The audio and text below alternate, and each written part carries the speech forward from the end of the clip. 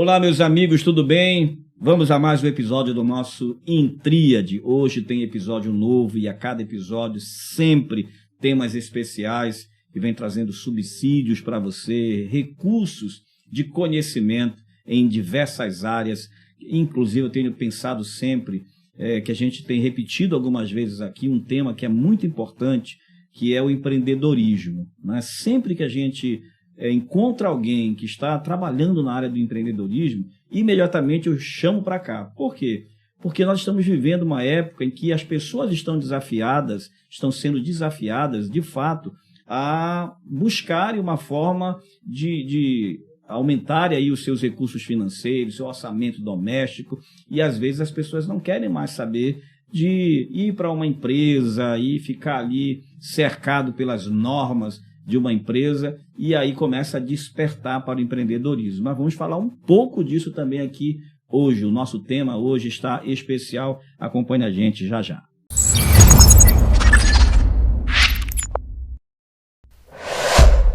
Muito bem, vamos começar de fato o nosso Intríade. Hoje eu estou aqui com a Ingrid Taskia. Ela é empreendedora no ramo de papelaria, é professora de artes, pós-graduada em inovação e economia criativa, também pós-graduação em educação financeira. Minha ovelha, minha amiga, meu amigo. Ingrid, que prazer ter você aqui. Obrigado por aceitar o convite. Não fique nervosa, porque está tudo certo. Está tudo bem. Muito obrigada pelo convite. Sou muito fã do senhor. O senhor sabe, né? Até falei logo no início que é inibidor estar diante do senhor, ainda mais falando sobre conhecimento. Mais elogios. A minha humildade é terrível. Mas é lisonjeador estar diante do senhor e poder dividir um pouco do que eu sei. Maravilha. Bom, eu gosto sempre de começar, Ingrid, conversando primeiro sobre a pessoa do entrevistado, muito mais do que a princípio do seu conhecimento, certo, né? Então, assim, você é aqui de Belém do Pará. Sou daqui. Né? Conheceu o meu filho Vitor, levou ele para Manaus, voltaram, né? Sim. Mas, assim, pensando na tua área de atuação profissional, na tua área de formação, né, em artes, você é uma artista, a gente já viu você atuando artisticamente, desenhando, escrevendo, fazendo artesanato, né, fazendo toda a parte gráfica que você trabalha também. Então, sim, você é uma artista bem diversa, né? Sim. Múltipla. Quando é que você percebeu que você tinha essa veia artística, que os trabalhos manuais, que a arte era a tua praia? Desde muito cedo. Eu lembro que na infância, que foi bem na infância mesmo, eu devia ter ali meus 9, 8 anos, a minha mãe costumava sair, eu tinha um convívio muito grande com a minha avó materna. E a minha avó sempre foi artesã. Trabalhava de traçar tapeçaria, essas coisas. E ela sempre precisava de ajuda para terminar as encomendas dela. Sim. Então começou ali com bordado, mas sempre com uma manualidade. Era bordado, era uma tapeçaria, era uma costura. E assim foi se desenvolvendo. Quase que eu enrolo. Quase não enrolei. Quase, não enrolei. Tá. Então com a minha avó veio toda essa manualidade dela nos ensinar desde muito pequeno. E também tem um ponto muito importante que eu digo que fez toda a diferença até na minha visão de mundo, ainda criança. Na casa da minha avó, a gente só assistia a TV Cultura. Então, aquilo aflorava nossa criatividade de uma forma incrível. A gente sempre foi crianças muito imaginativas. A gente tinha facilidade de fantasiar as coisas. Nossas brincadeiras sempre foram bem fantasiosas. Eu responsabilizo muito a vovó por esse meu engate pro lado dessa criatividade manual e pro lado dos artísticos. E aí, quando você já estava no momento de escolher a graduação, sim, isso já estava definido já dentro de ti. Em algum momento você pensou assim, eu quero ser médica, advogada, engenheira, né? Teve esse momento? Teve. Então me conta aí. Foi um conflito muito grande. Na época que eu cheguei a cursar o cursinho, né, para ir pro vestibular, tinha aquela influência familiar que eu acho que todo mundo passa de direito, medicina. Todo mundo quer ter um advogado ou um médico na família. Exatamente. E eu fui para medicina.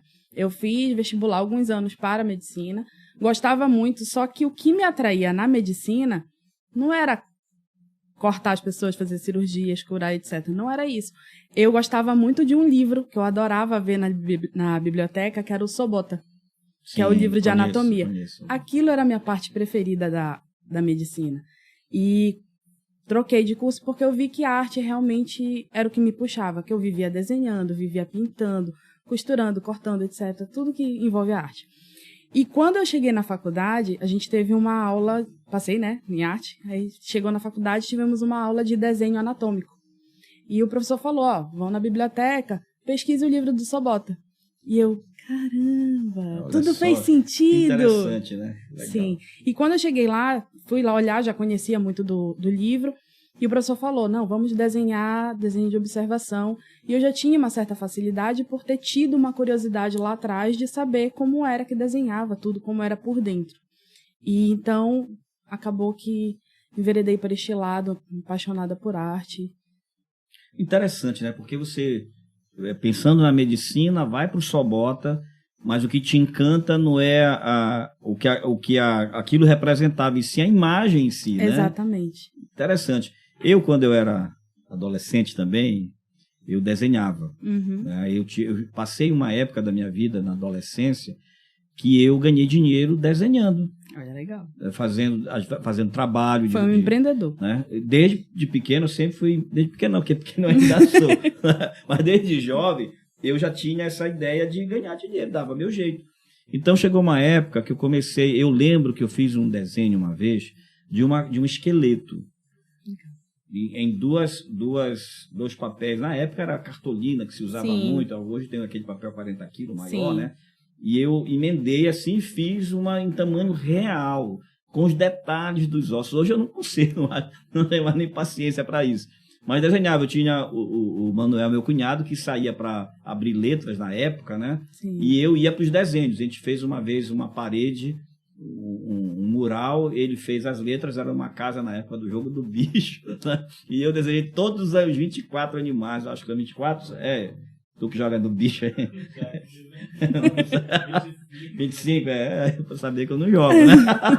Só foi fazer o desenho. Aí desenhei todos os animais, e então eu gostava muito da parte do desenho. Tanto é que eu quis uma vez, eu queria ser arquiteto só porque eu via os alunos aqui da escola técnica com aquelas réguas T, eu imaginava aquilo que era para desenhar e tal, enfim. Então é interessante, né? Porque essa veia artística, ela aparece muito cedo.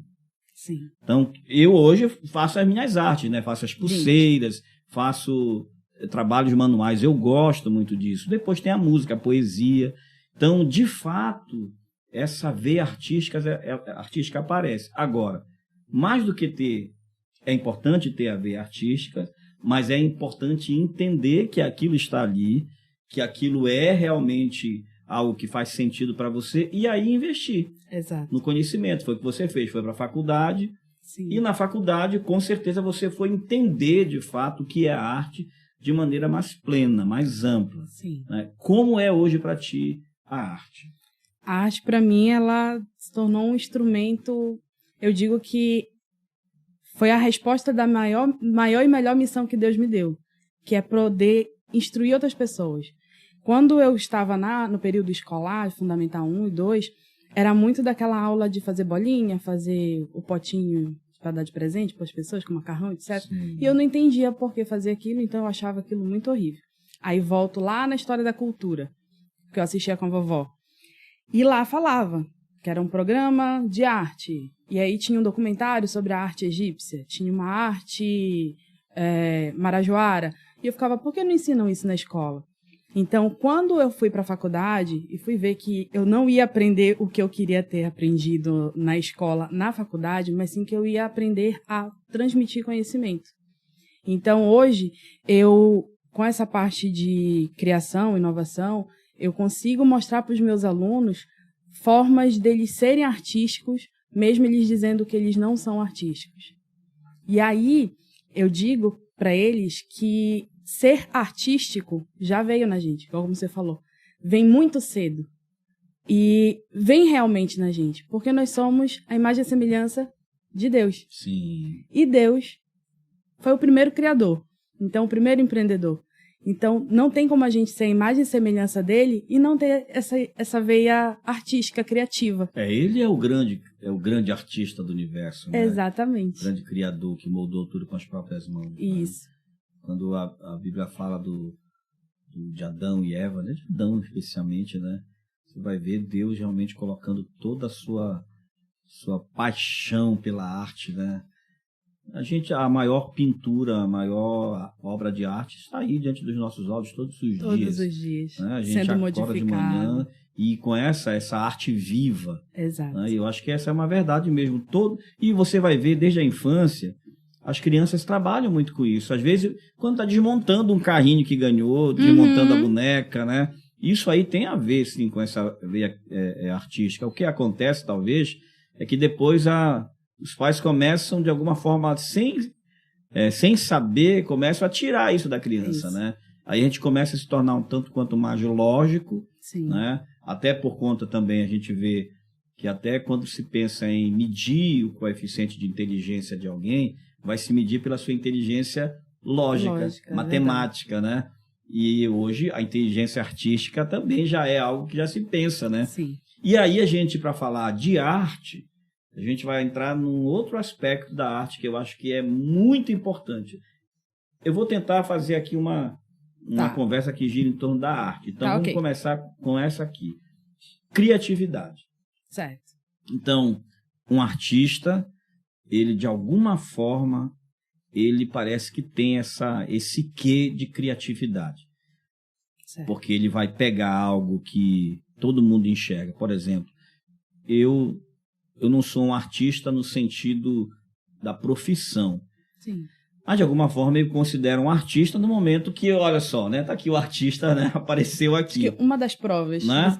Ou seja, criatividade. Eu acho a criatividade um negócio fantástico. Eu também maravilhoso.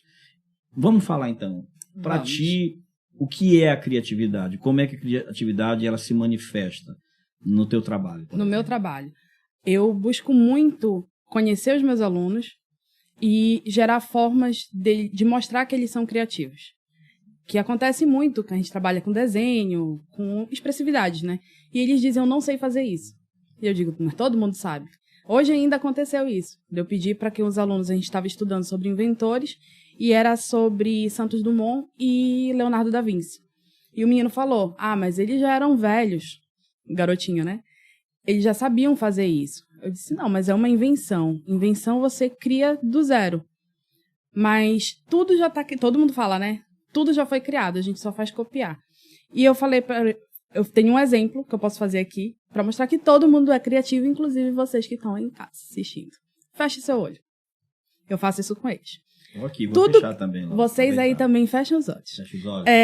Tudo que eu falar, vocês já conhecem. O senhor sabe o que é uma banana? Sim. Vocês sabem o que é uma banana. Você imaginou uma banana possivelmente diferente da que eu estou pensando. Pode ser amarela, pode ser verde, pode ter manchas ou ainda não. O senhor sabe o que é um skate? Sim.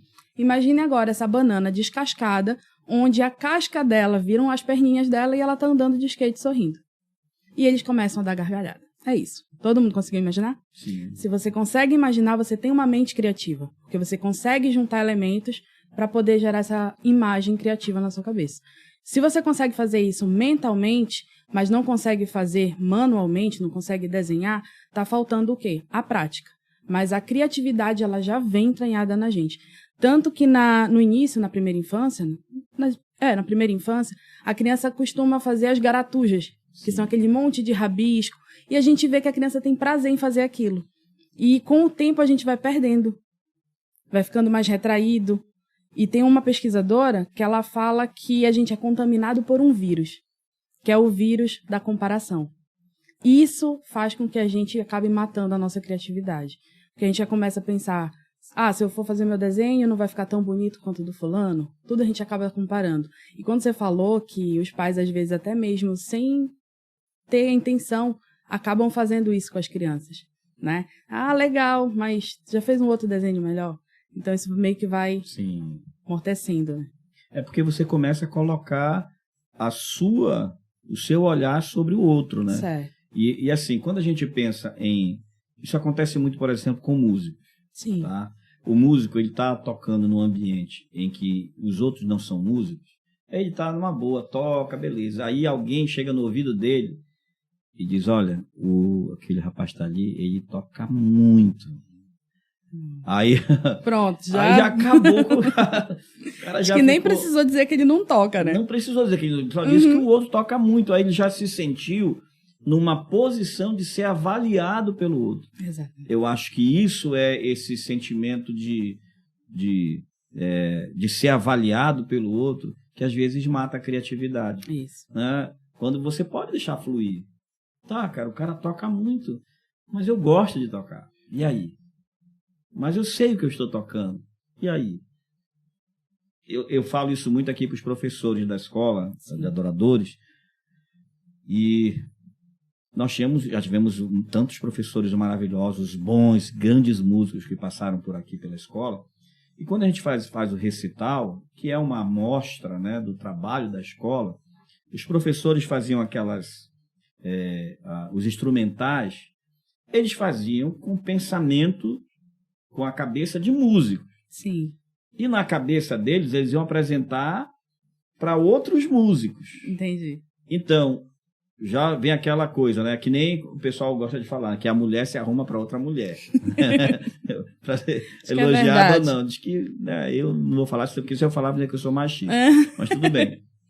Então, eles faziam um instrumental muito bom, muito complexo, mas que não atingia, no meu caso, como dono da escola, não atingia o propósito. Qual era o propósito? Ensinar.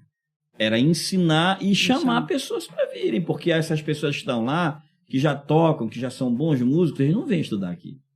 Eles não são meu público. Sim. Só que para eles precisavam mostrar na cabeça, nesse levantamento de abstrato aqui, que ia ter um músico muito bom lá, que eles tinham que mostrar que eles são muito bons. Certo. E eu disse, vamos fazer o seguinte, coloquem no instrumental de vocês, pelo menos, frases incidentais que sejam de músicas conhecidas. Porque aí você captura a atenção daquele que não é músico. Porque um músico, quando ouve um outro músico tocando, talvez ele não esteja preocupado nem assim com a beleza da música em si, com a letra daquilo que está sendo cantado. Ele vai se preocupar com a riqueza da harmonia, se aquela linha melódica ela é rica, se aquela harmonia ela é bem construída, se aquela produção é bem feita, né? Certo. Mas o leigo que vai lá, ele quer se encantar. E essa é a diferença. E ele ainda não sabendo, né? A arte precisa encantar. Sim. Né? Eu acho que essa é a grande beleza da criatividade. Sim. Você precisa, né? Por exemplo, quando você olha para cá, as pessoas vêm aqui no Intríade, para quem não sabe, essa parede aqui, ela é tudo alto relevo, né? Então, as pessoas não têm sentido da profundidade de cada peça dessa. Pensa que é apenas uma pintura, às vezes, né? São blocos, né? Mas cada pessoa que chega aqui enxerga alguma coisa aqui. Sim. Identifica alguma coisa. Isso faz com que as pessoas fiquem encantadas, olhando, querendo descobrir. É como olhar apreciam, né? É como olhar para as nuvens, né? E você querer encontrar alguma coisa. Eu acho que essa é a beleza da arte. Eu acho que a criatividade ela serve para isso. Sim. Eu preciso ser criativo no sentido de que a minha criatividade alcance o encantamento da outra pessoa. Acho que acaba indo pro lado do negócio, né? A gente tem que encantar. Tem que encantar. E no negócio a gente encanta com o quê? Também sendo criativo. Né? Sim, você sair do trivial. Exato. Né? Daquilo que já é tão... Às vezes não, às vezes o trivial também... Também encanta. Né? Encanta, né? Mas se ele tiver... Mas o trivial, ele encanta quando ele é apresentado com criatividade. Verdade. Não é assim, você pode oferecer um cachorro quente para alguém e a pessoa morrendo de fome vai lá, come e não quer nem saber que embalagem está. Mas se uma pessoa não está com fome e ela vê aquela embalagem um pouco mais, você pode gerar essa necessidade, como o pessoal gosta de falar, né, no empreendedorismo. Enfim, Sim. Falamos então de criatividade. Certo. Mas existe uma outra coisa. Diga. Sensibilidade. Sensibilidade. Nem todo mundo tem. Ou pelo menos acha que não tem. A sensibilidade, ela tá ali, posso até puxar também pro lado da criatividade, em que é construído. Você pode construir. Uma pessoa que precisa criar arte, precisa criar uma metodologia, como o senhor falou, para o seu recital. tirou o instrumental, não tirou o instrumental, mas adicionou um a mais para poder encantar aquele público. A sensibilidade também, assim como a criatividade, o senhor teve esse gatilho como? O senhor vive isso. Sim. O senhor sabe como funciona o seu negócio, sabe como funciona o encantamento de um músico pela música e até mesmo do leigo com a música. Mas como é que a gente constrói essas coisas? Consumindo, estimulando. E estimular a nossa sensibilidade e a criatividade, a gente precisa consumir arte, nas mais diversas linguagens. Precisamos frequentar, sim, um teatro, uma apresentação pela televisão, mas a gente precisa consumir, ler livros. Eu até estava pensando sobre ler um bom livro. Nem sempre só o bom, que seria o que a gente gosta, vai acrescentar na gente. Tem a história, né, da gente querer fazer algo diferente fazendo as mesmas coisas. Querer um resultado diferente. Fazendo tudo igual. Isso, não vai ter. A gente tem, às vezes, que pegar um livro ruim, para a gente poder ter um outro insight, ter uma outra visão que vá ali engatilhar nossa criatividade. Não, aquilo ali é ruim, mas eu posso usar 1/3 daquilo para fazer uma outra coisa. E a acessibilidade é isso. Se a gente não consome coisas que mexem, comovem os nossos sentimentos, a gente não vai aflorar a nossa sensibilidade. Então, se eu não costumo apreciar, como o senhor falou, até mesmo as nuvens, eu posso olhar para essas esculturas que o senhor criou e eu não vou ver nada, porque a minha mente está muito estagnada no comum. Um dia desses, eu vou procurar depois aqui, eu escrevi um texto sobre apreciar, né? Porque e eu escrevi isso que eu estava lá em São Paulo com a Joelma, nós fomos lá no Ibirapuera e sentamos à beira lá daquele lago, né? E de repente a gente começou a contemplar. E eu comecei a me lembrar de algumas vezes que a gente foi, inclusive, em Salinas, e ficamos lá no final da tarde, 5, 6 horas da tarde, lá na beira, antes de entrar na praia, olhando o mar ali, e a Joelma apreciando e dizendo, poxa, Senhor, glória te dou pela tua criação. Né? E eu comecei a perceber quantas vezes a gente deixa de apreciar. Né? E aí a gente vai perdendo a sensibilidade. Às vezes você tem coisas que estão acontecendo no seu entorno que você não aprecia. Né? Quando a gente começa a enxergar, por exemplo, uma criança a se desenvolver, a gente precisa aprender a apreciar o desenvolvimento humano. Né? A gente começa a aprender a ver as pessoas crescendo. Às vezes você está vendo alguém pintando um prédio desses duro mesmo aí, comercial e tudo mais. Mas você vê uma coisa acontecendo, a mudança da cor, deixa eu apreciar isso aqui. Né? Eu acho que começa assim com o encabrestamento mesmo. A gente chega aqui e vou aprender a apreciar, a ouvir a música. Hoje mesmo no carro, eu vinha com a Joelma no carro e ela vinha falando de uma música que ela nunca tinha parado para ouvir de fato. Né? Ela ouvia só pequenos trechos, aí ela resolveu ouvir e ler a letra.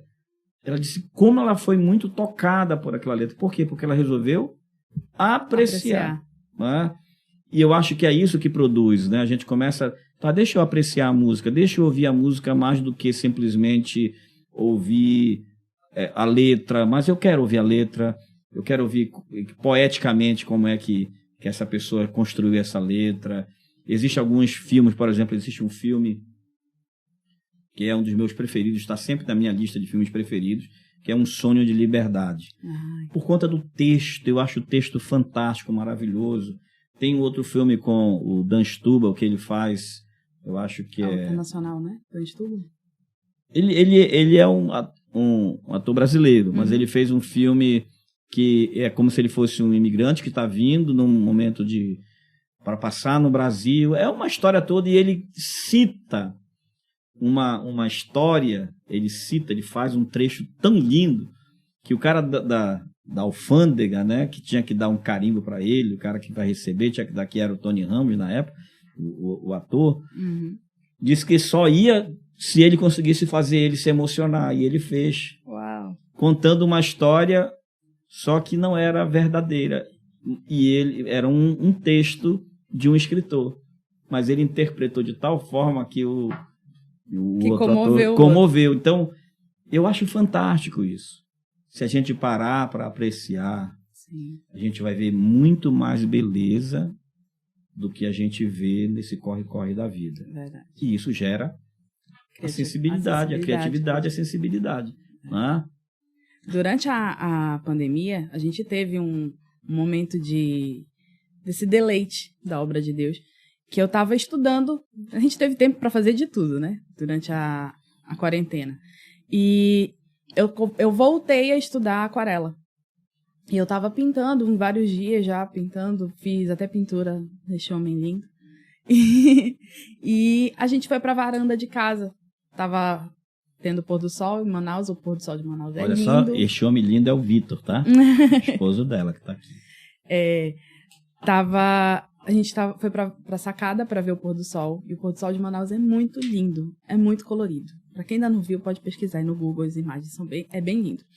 E a gente tava lá olhando e eu fiquei... E aquele movimentar de nuvens, né? Que você tava falando. Sim.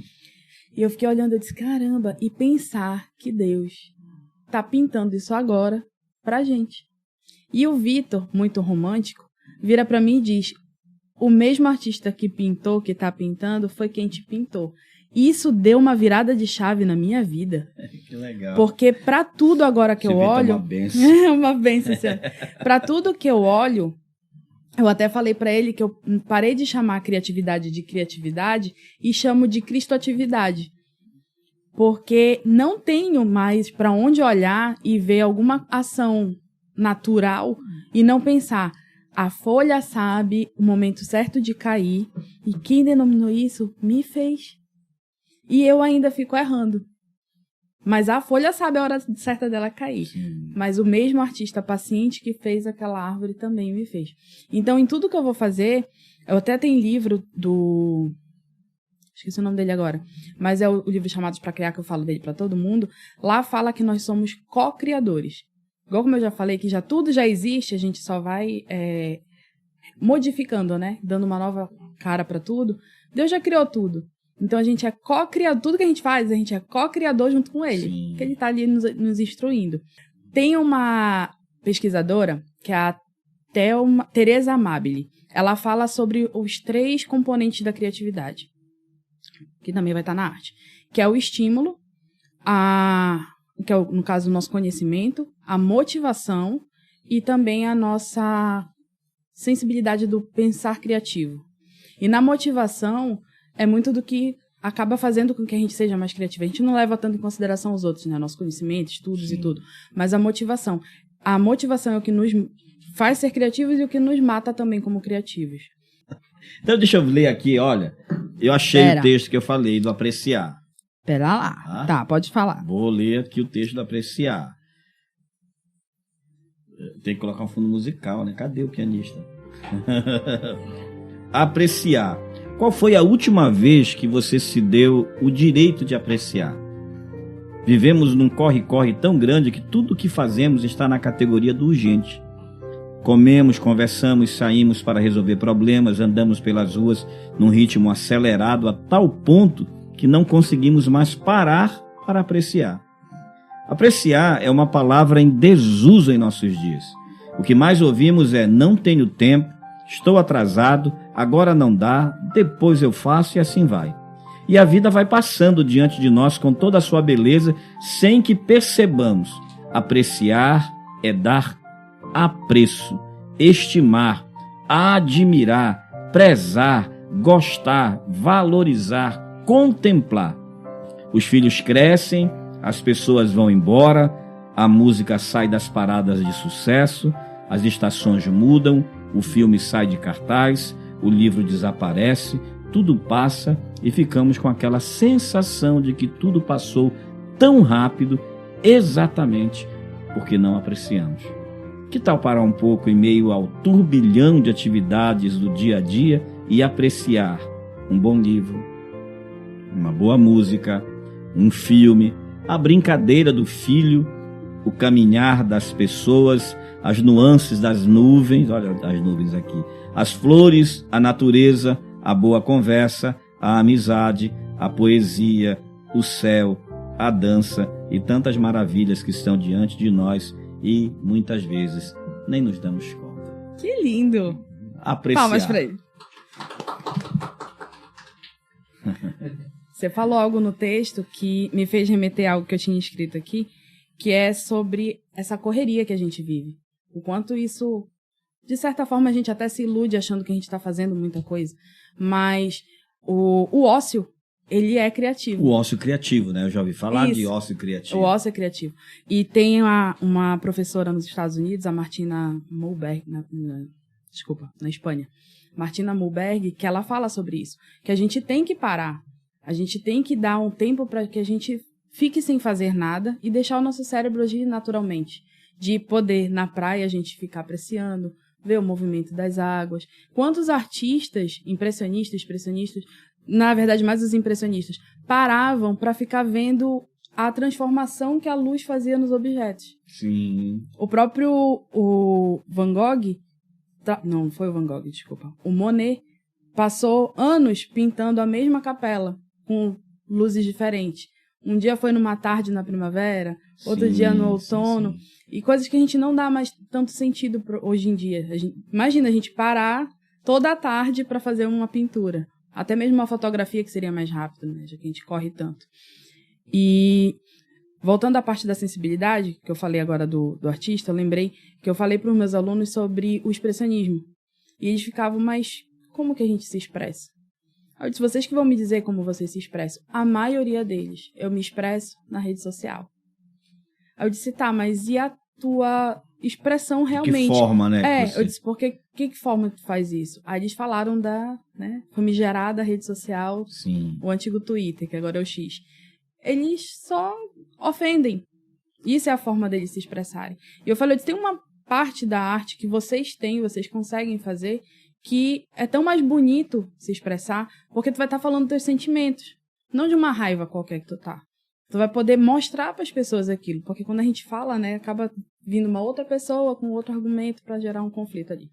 E eu comecei a mostrar para ele obras de arte e comecei a questionar o que eles sentiam vendo aquilo. E tiveram vários argumentos. Eu tinha um aluno que ele tá passando tratamento de depressão e ele pegou e me falou que ele via ali muito frio numa imagem que eu tinha mostrado. E todos os alunos ficaram assim, frio? Mas como assim? E aquilo acabou gerando um diálogo entre eles e uma sensibilidade deles quererem entender o que o outro estava pensando. E eu tinha passado um trabalho e eles pediram, a gente não pode fazer então um trabalho para a gente se expressar, dizer o que a gente está sentindo? Que eu falei que na época estava ali aquele período de guerras, e então como é que as pessoas estavam se sentindo? Como atualmente, como as pessoas estão se sentindo na Ucrânia? Como estão se sentindo ali na região de Israel? E eles falaram, nossa, isso é interessante, professora. Aí eu disse, só que isso foi uma visão para as guerras. Mas e vocês, com seus conflitos internos? Como é que vocês colocam isso para fora? E aí um aluno falou, ele é compositor. Ele disse, eu coloco nas minhas músicas. Aí eu, que legal, como? Aí ele disse, tudo no instrumental. Ele disse, eu não consigo escrever ainda. Aí disse, mas eu consigo colocar no instrumental. E aí, olha a beleza que a arte permite para a pessoa. Que além dela poder fazer algo belo, mas também poder expressar aquilo que às vezes está entranhado. O senhor, como psicólogo, sabe bem melhor do que eu. Que as pessoas às vezes não sabem falar o que estão sentindo. Mas poder expor. Com certeza, inclusive com as crianças, né? O psicólogo infantil trabalha muito com o lúdico, com a brincadeira, com os desenhos, né? Porque a criança ela está contando a história dela através de desenhos. Exato. Já teve situações de um paciente contar a vida dele através dos mitos gregos. Olha! Então ele estava contando a vida dele. Tem alguns pacientes que contam a vida deles e falam de coisas dolorosas para eles através de um sonho que eles contam. Cada semana tem um sonho diferente.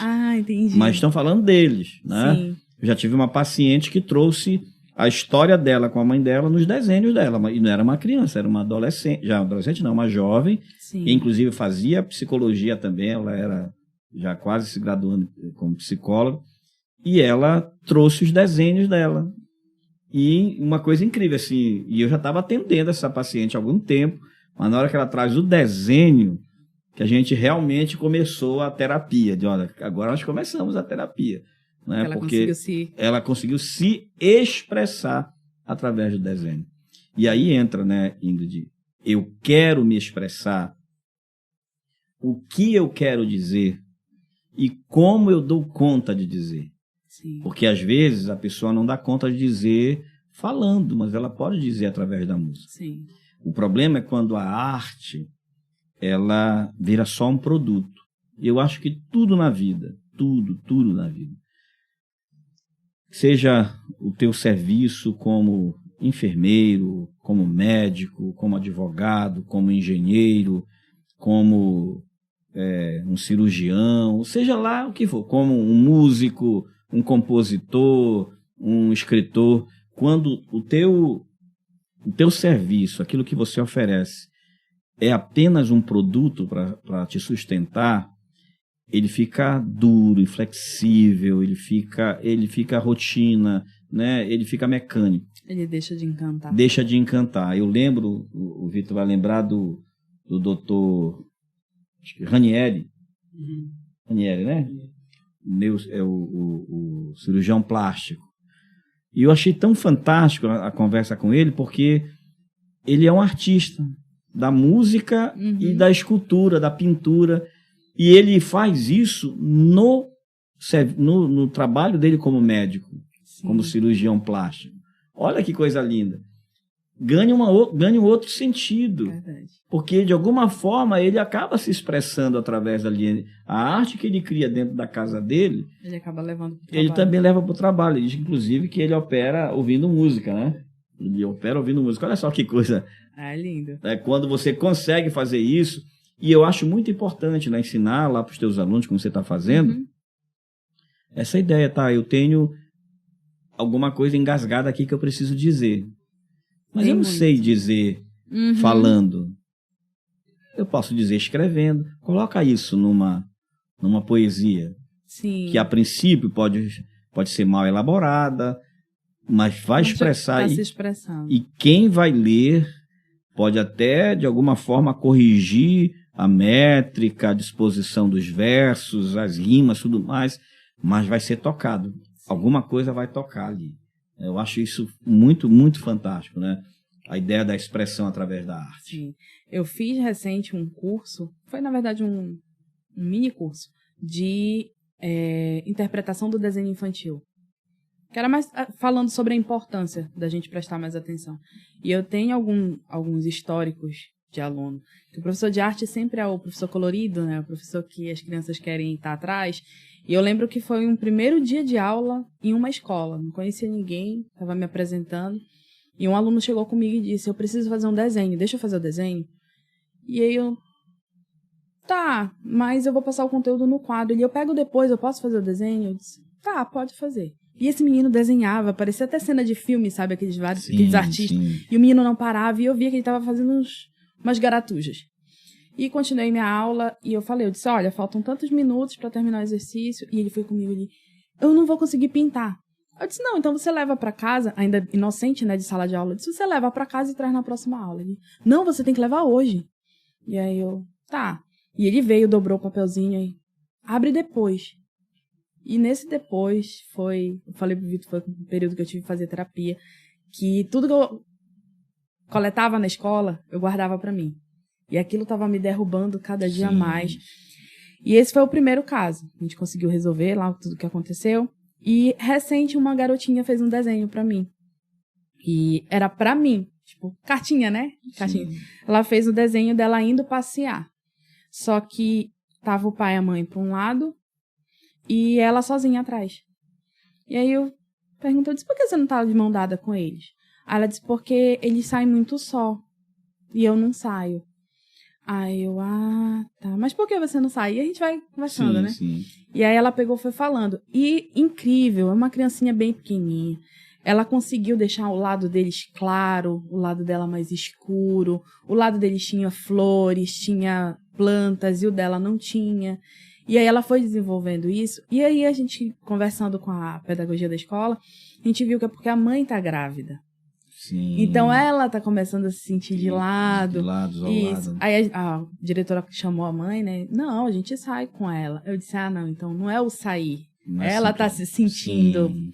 E isso é incrível. E aí me interessei mais ainda para poder entender o desenho deles. Porque assim como eu dou aula para os 2 níveis, né? Ensino médio e fundamental 2, como no ensino médio eles já estão querendo se expor mais, se expressar mais, depois que tiver aula de expressionismo, os pequenininhos já estão se expressando e a gente não está dando tanta atenção assim como deveria. E eu vou fazer agora um curso para poder atender melhor eles. Perfeito. Porque... Na verdade, isso está muito presente, né, na psicologia. O pessoal da psicologia gosta Sim. muito, né? Quem trabalha com criança, o desenho é muito importante.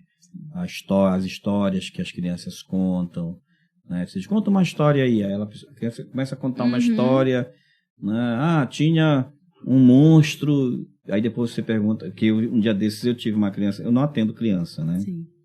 Mas eu já tive uma situação de atender mais como pastor, né? Na ocasião, e ela disse, porque tinha um monstro assim, aí eu fui conversando e perguntei, mas esse monstro, ele parece com alguém que você conhece? Aí ela ficou assim, olhou, a mãe estava presente nesse dia, olhou assim para a mãe, aí eu pedi para a mãe sair, aí ela contou, né? Então, olha só, a criança às vezes está expressando ali no desenho os seus traumas, as suas dores, a solidão, como essa criança que você acabou de citar, através da arte, né? E olha só, como é lindo, né, a gente poder incentivar. Mas assim, Ingrid, quando a gente pensa, eu vou falar da minha época, que não faz muito tempo, né? Ontem, mais ou menos, né? Quando se falava em arte, nessa disciplina, né, vai estudar arte na escola, as pessoas não davam valor. Nenhum. Né? Como é que é hoje? Hoje, eu sinto que eu dou aula já há um tempinho também, né? Comecei ontem, uns 15 anos. Eu sinto já na minha experiência como eu era tratada antigamente, a minha disciplina, tanto em relação aos pais, como até mesmo a direção da escola. A arte era só para o lúdico. Não era o lúdico aprendizagem, mas era só o lúdico, só para distrair as crianças. E hoje em dia não, já vejo que as pessoas têm essa sensibilidade de entender que a arte, ela vai trazer a sensibilidade para a criança para ser criativo para os negócios, para a vida adulta dela. Sim. Independente da profissão, como você até falou do Dr. Ranieri. Ele é médico, mas a arte ajuda muito ele no trabalho dele. E isso vai entrar em todas as profissões, como senhor psicólogo. O senhor tem sensibilidade para entender as pessoas. O senhor é criativo para captar novos pacientes, captar clientes para a escola. O Vitor, mesma forma. Para todas as profissões, a arte está presente, de uma forma ou de outra.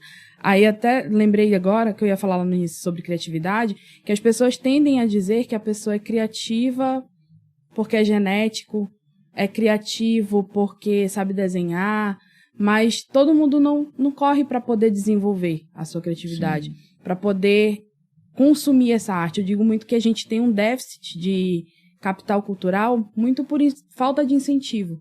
Que as pessoas acabam achando que ser criativo e ter essa sensibilidade é só para artista, mas não para todo mundo.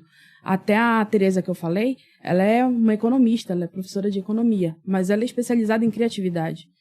Os empreendedores, todo mundo, os bons empreendedores que seguem o Tríade, qual bom empreendedor não está lutando para poder ser criativo, para levar o seu negócio para um novo nível?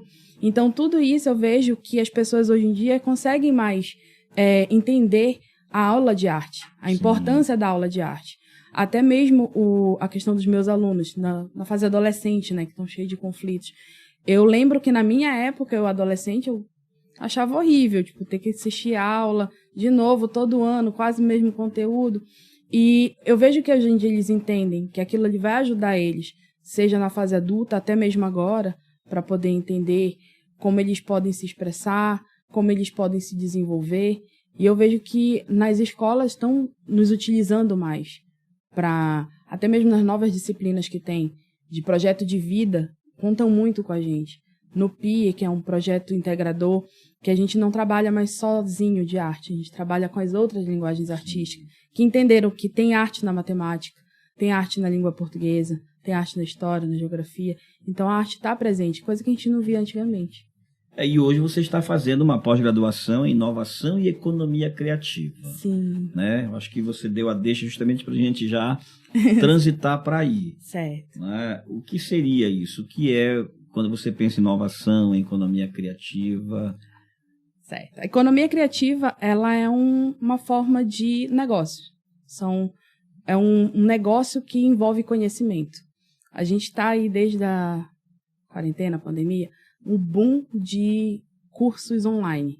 Pessoas que a gente até ria quando a gente fez um curso sobre venda de produtos, de infoprodutos. Sim. A gente falava, poxa, mas o que eu vou ensinar para as pessoas? O que eu vou ensinar? Tem um curso de arte, mas tem vários cursos de arte. E a gente viu um curso que a gente ficou assim, teve gente que comprou isso. Teve gente que comprou esse curso. Conhecimento a gente tem, e tudo que a gente tem de conhecimento, tem alguém que precisa daquilo. E é muito a gente se diminuir e achar que a gente não vai ter clientes num Brasil gigantesco desse. Sim.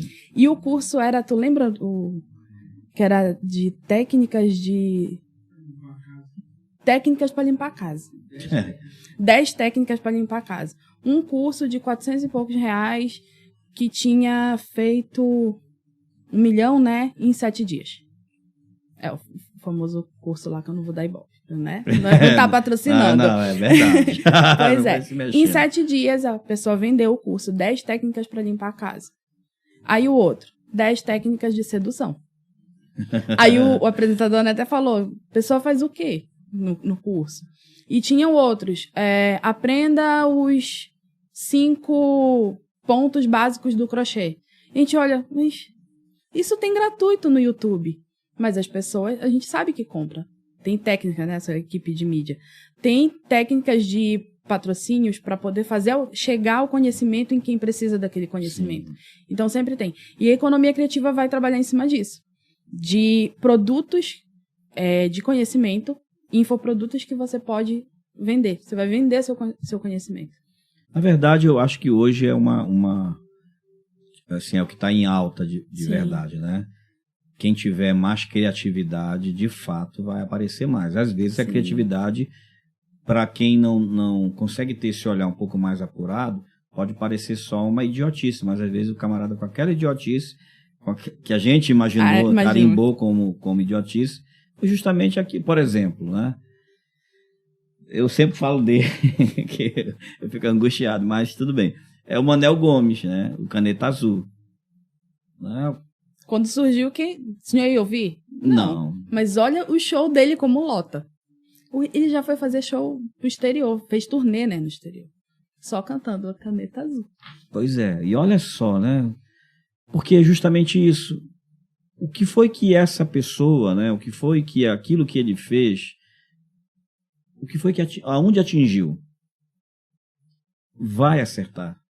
A internet é muito vasta, né?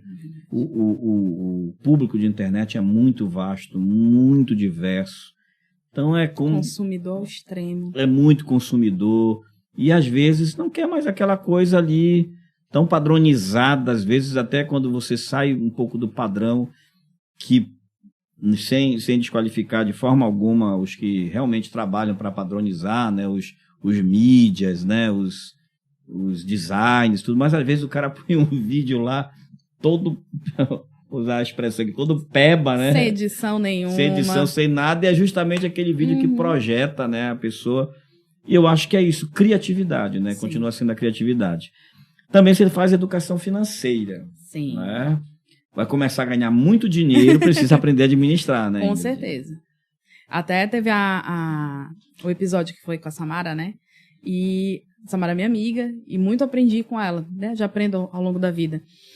Eu não tive educação financeira nenhuma e é algo que é muito discutido dentro do curso.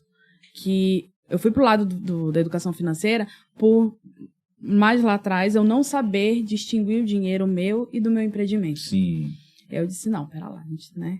Eu estava criativa demais para fazer o dinheiro render. Sim. Então eu fui para esse lado, até porque dá um engate para a parte da economia criativa, para poder fazer a junção ali dos dois. Na educação financeira, é muito discutido entre os professores a forma que a gente foi criado. Por que a gente não sabe lidar com dinheiro hoje em dia? Porque a gente não aprendeu lá atrás. Sim. E isso é costume, acaba virando a nossa cultura. Então a gente chega até a fase adulta, já empresário com o seu negócio, o microempreendimento, não sabendo lidar, não sabendo dividir como eu fazia antes. E o curso abriu minha cabeça, porque eu me inscrevi achando assim, não, é mais pro pessoal da matemática. Eu fui só como uma curiosa. E acabei descobrindo que não. E lá dentro a gente foi vendo que, como eu sou só de arte, né, da disciplina de arte, eu não tinha noção tanto de quanto estava nas outras disciplinas. E eu lembro um aluno meu que ele falou para mim, ele disse, professora, a escola atual, ela não nos prepara para a vida. Que sai da escola sem saber o básico, não sabe fazer uma declaração de imposto, não sabe nada da vida adulta. Sim. Então, na educação financeira, mostra muito sobre isso, para a gente começar a ensinar, já desde ali da educação básica, para as crianças. O que é uma educação financeira? É só economizar? Não, não é economizar. É aprender a ter um relacionamento com dinheiro, aprender a investir, mas tudo isso saudavelmente. O intuito do curso é fazer com que a gente mude a cultura para que essa geração que está ainda na fase escolar, quando vier a ser adulto, já tenha uma maturidade melhor com o dinheiro. É interessante porque agora a gente coloca, assim, para encerrar já, a gente coloca talvez responda a uma pergunta, que é como viver da arte, né? Porque essa é uma pergunta que os músicos fazem, né? Como viver da música no Brasil, né? Como viver de pintura, de fotografia, como viver da arte no Brasil. Aí você vai pegar o que você falou ainda há pouco. Você vai ter a parte da educação financeira, porque, por exemplo, músicos que tocam na noite e, ao mesmo tempo que eles ganham no final de semana um valor que dá para eles viverem a semana, eles gastam durante toda a semana esperando que no próximo final de semana vai ter de novo. E nem sempre tem. E se eles griparem? E se eles não puderem ir? Então, não consegue fazer essa administração financeira para que aquilo que eles estão defendendo ali naquela noite possa dar uma base para eles ficarem diante das intercorrências que podem acontecer. Isso tem que ter educação financeira. A outra questão o artista precisa aprender a arte do empreendedorismo, se é que eu posso chamar de arte, né? Acredito que sim. Porque se a pessoa não souber vender a sua arte também, porque aí nós estamos falando da arte agora, que também é um produto, é profissão, né? Eu preciso vender a minha arte. Como é que eu vou fazer isso? Tá, eu já sei vender a minha arte. Eu já ganho dinheiro com a minha arte. Mas eu não sei administrar o dinheiro. Então, olha só como uma coisa vai puxar a outra, né? Uma coisa vai apontar para a outra. E eu vejo isso muito na vida dos músicos, né? Por que alguns músicos não conseguem viver da sua música? Não é que não conseguem viver, até conseguem viver de música, mas vivem mal. Aliás, alguns só conseguem sobreviver da música, né? E o tempo todo estão ali tendo que correr atrás. Só que tem um detalhe: a voz desgasta, né?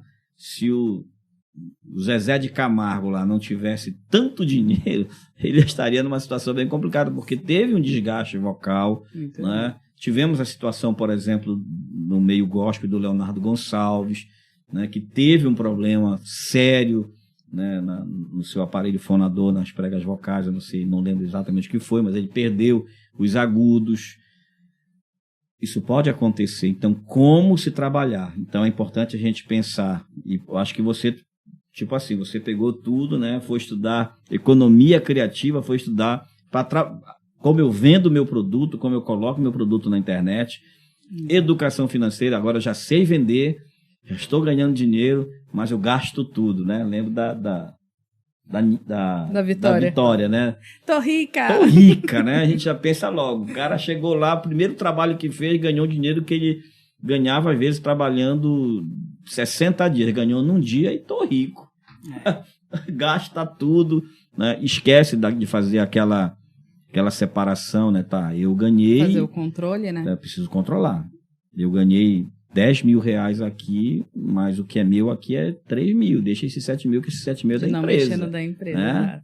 Acho que a empresa tem dinheiro, eu não. Exatamente, a empresa precisa me pagar. Isso. Né? E não sou eu que pago a empresa.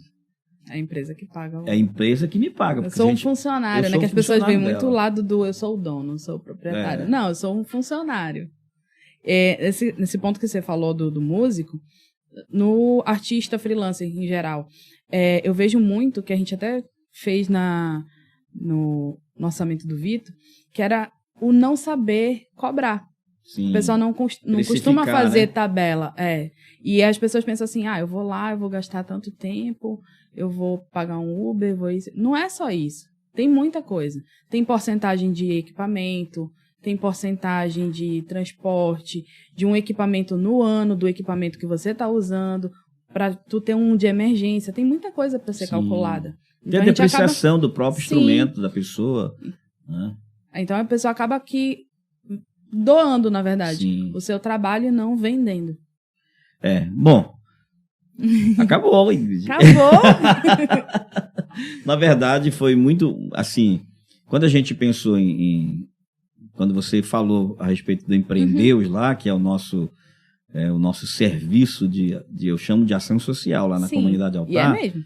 Porque o Empreendeus é aquele movimento maravilhoso que Deus colocou no coração da gente para estimular, incentivar, ensinar, orientar empreendedores na primeira sexta-feira de cada mês lá na comunidade Altar. Então ali eu sempre tenho um profissional da área do empreendedorismo, da educação financeira, né, da comunicação, e a gente teve na última agora a Jamile, né, na área do marketing digital.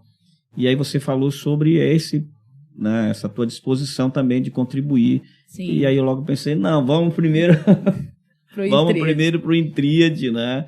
Porque aí você vai alcançar muita gente. Eu acho que foi muito relevante.